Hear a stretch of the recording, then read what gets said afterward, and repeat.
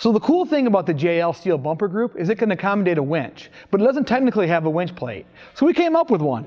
I'm going to show you how to install it.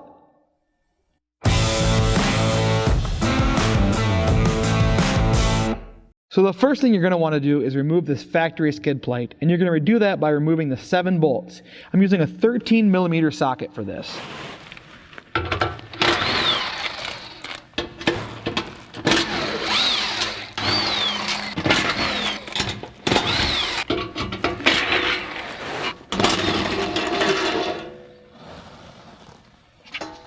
The next thing you want to remove is this trim plate here. There's one snap fastener on each side of the frame rail.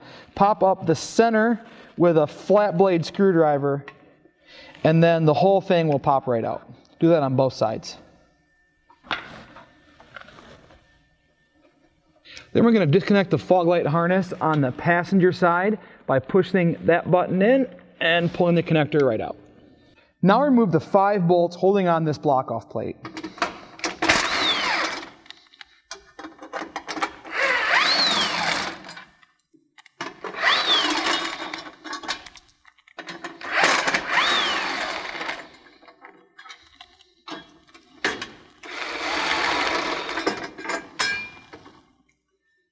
Now we're going to remove this bumper, and to do that we've got to remove 4 bolts per side. There's 2 here on the outside, 2 on the inside, and the same goes for the driver's side. You're going to pull those off with an 18mm socket.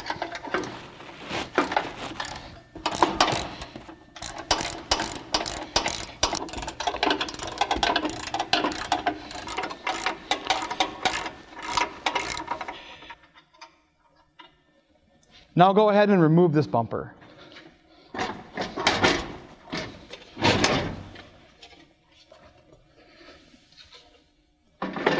Now we're going to swing this winch plate up into place, and you'll see there's 2 holes right here. You're going to go through the bottom one with the bolts that we provide. It's easiest just to put a bolt in both sides and let the winch plate hang, and then fish the nuts through from the front. So Jeep didn't give us a lot of room on the bumper cutout to actually put the winch in the bumper after the bumper's on. So we're going to put that on now and bolt it down. It just makes it a lot easier. So the best thing to do would be to rotate this up and then grab a jack and a block of wood. Even your Jeep's jack will work. And then go ahead and put that block of wood on the very back of this winch plate between the holes, and that'll let the bumper slide on without hitting the block. Go ahead and set your winch on the winch plate, bolt it down, and then if you have to, spool your cable. Get all that done, and then you won't have to deal with that small access hole on the top of the bumper.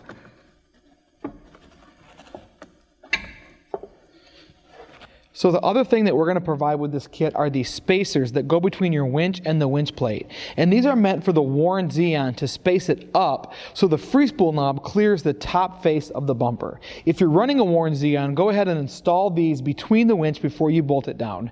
They may be useful for other winches as well. Now's the time to remove this plastic block-off plate on your factory steel bumper, and you do that just by pushing these 6 clips in.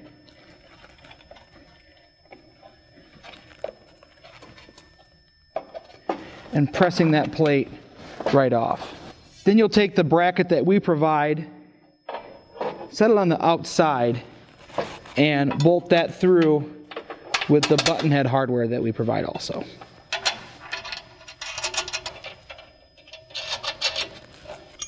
If you have a winch fair lead, now is the time to put that on as well.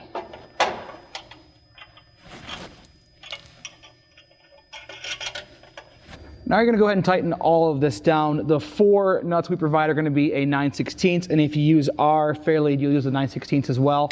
The button heads on the opposite side will be a 7/32.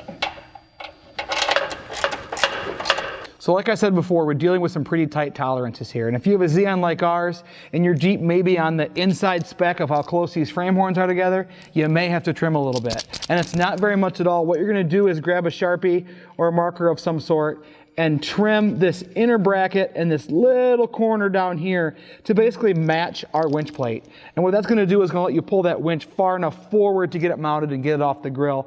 You may not have to do this, it just depends on your Jeep. You're not cutting very much at all here. You could do it with a Sawzall or an angle grinder or even a Dremel.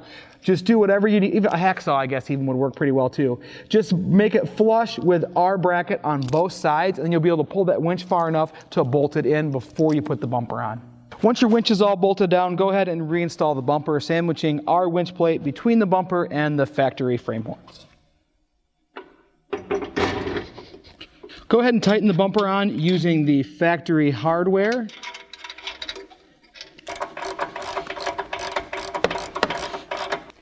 Now these inside two can be a bit tricky with this big Z on, so you may have to use a combination of extensions or wobbles, but they will go on. Now use a 5/8 socket to tighten the bolts we put through earlier on each side of the JCR winch plate. Just hold your finger in there on the nut, and then as soon as the serrations grab the steel, you should be able to tighten it without having to worry about putting a wrench on that nut. Once those bumper bolts are all tight, go ahead and pull the jack. Go ahead and reconnect your factory fog light harness. Then reinstall your factory skid.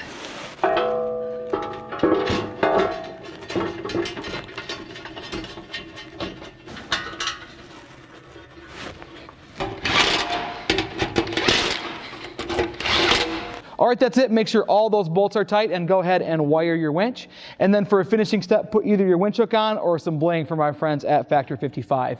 If you have any questions about this install or any install, email tech@jcr.us. Thanks for watching. Talk to you soon.